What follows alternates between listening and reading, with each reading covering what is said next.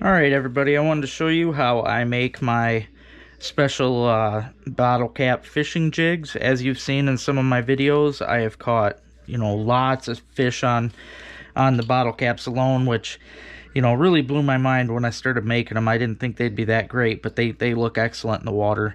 And with everything going on, I figured, of course, I would do a Corona. Might as well. You're going to want something that you can hammer on without damaging it. Needle nose pliers, bottle cap, of course, a nail. Usually smaller might be a little better. This one I just grabbed because I had it handy. You'll see why. These, I'm going to show you what you can do with that. It's just an extra little thing. You got to have split rings. I like the smaller ones. Barrel swivels. That's a must. I'm going to show you why. And of course hooks, which I buy in bulk because I make and sell a lot of my jigs. But I like these little, I believe it's number 8. I might be wrong, but these little blood red trebles. Okay, now I'm going to show you how to start this. Very first thing you do is I like to grab right in the center of the cap and I bend it. The needle nose work perfect for this. Then I go to the top part, because that would be considered the bottom, and then I bend that. Now you've got it all nicely flared out. This makes it easier for when you hammer your holes. Okay, now we're ready to hammer out our holes. First, you want to hammer your top hole. You want to get as close to the edge as you can, but you also want to be careful that you're not too close, because you could punch through it, or you could get too close to where it might, break easy, which obviously with a big fish you don't want to break off. But I go a little bit behind the flare. Hopefully you guys can see that good. And then I go around, do the same on the bottom.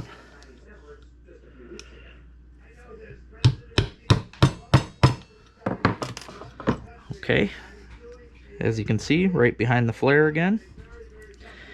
Alright, now on to the next thing. Next thing you do, you take your split rings. You're going to need one for the top, one for the bottom.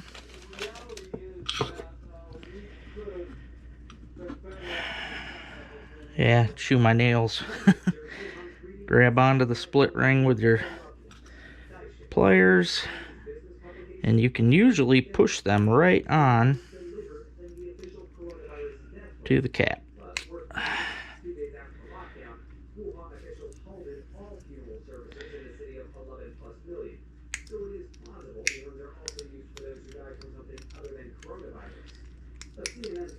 Okay, there's the bottom one on there.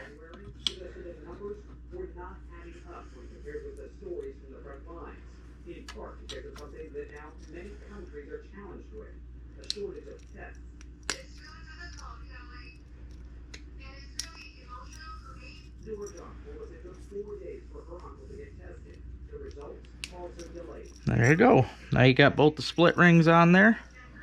Now you're ready for the next step. That's the barrel swivel.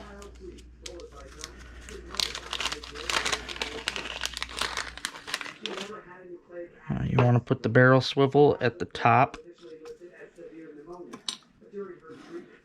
on the top split ring.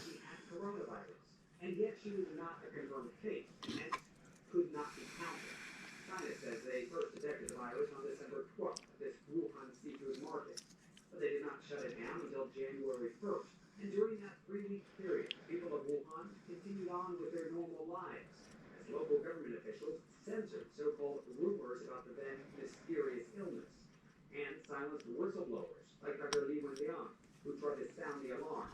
He was reprimanded by police, later died from the virus, and now the Chinese government is hailing him a hero. Okay, now the barrel swivel's on. Now, the reason I put the barrel swivel on there, and I say that it's a must-have, is the first time I made these, I tried it without a swivel. Now, that's okay if you're going to be using a swivel on your rod, to clip onto the split ring, but otherwise, this thing twists so much, it tangles your line all up. So you definitely got to have some sort of a swivel on there, which I find these little barrel swivels to be perfect. It's not too heavy, doesn't throw it off at all. Yep, just perfect. Okay, now put the hook on there. Oh, I also forgot to mention, I guess, that you have to have BBs. That is what I use for rattles. Alright, hook is put on. Now, you've got your cap all set up, which you can leave it. I've actually caught fish on just like this, okay? This is actually fun for open water fishing. It's too light, really, for ice fishing, but for open water, this is fun. If you've got a light action rod with some light line that you can toss light lures, because this is very light, but it wobbles like a spoon in the water. Works really good for trout.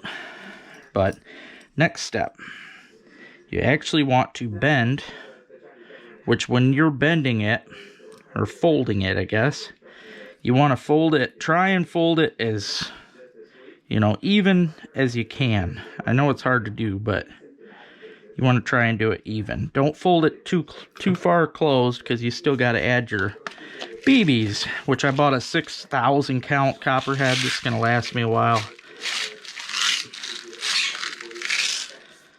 Don't need that many, little.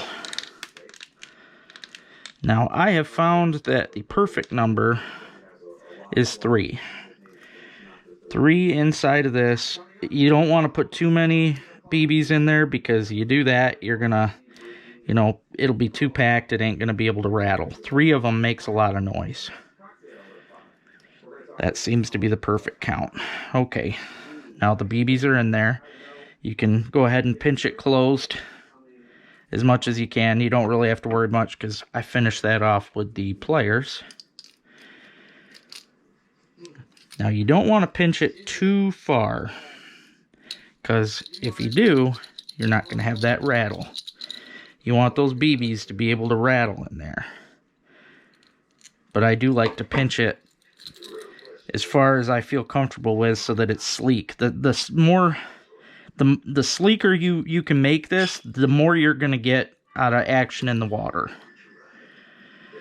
That right there, if you ask me, is a perfect jig. Now, if you wanted to play around, like, there's so many variations of this. I've been messing with it for a couple years. Last year, I took these little spinner blades, and I was adding them. Now, you don't want to add it to the hook. That gets in the way of the hook. But you can add it up here onto your split ring, and it gives you extra flash, all kinds of extra stuff going on in the water. It's not going to spin, because you don't have that. You need a clevis on this for that to happen, but this is going to flop around and flash and give you some extra color. Plus, it just looks cool. But that's it, guys. That's all there is to it. If you have any questions, feel free to ask, but yep, that's it. It's easy to do, and these work great. So, thanks. Hope you enjoy it.